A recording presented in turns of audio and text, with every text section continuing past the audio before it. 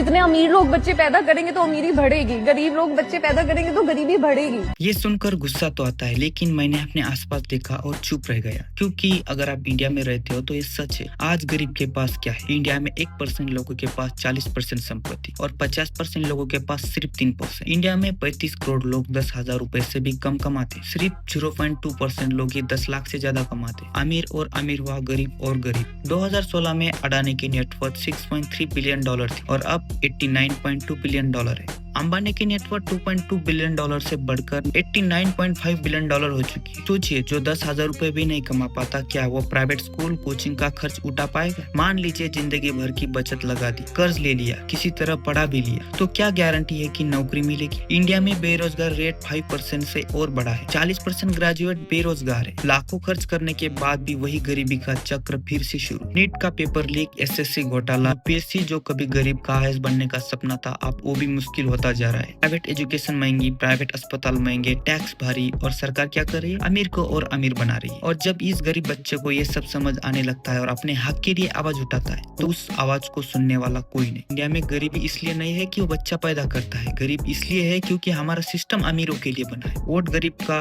सरकार अमीरों की। गरीब अपने हक के लिए लड़ेगा तो उसे दबा दिया जाएगा। गरीब इसलिए है क्योंकि गरीबों का सिर्फ इस्तेमाल किया जाता है। गरीब इसलिए है क्योंकि उसे मौका नहीं दिया जाता। समस्या बच्चा पैदा करने में नहीं है, समस्या ये है कि हमारा सिस्टम, हमारी शिक्षा, हमारा समाज, ये तीनों मिलकर गरीब बच्चे को गरीब रहने के लिए तैयार कर रही है।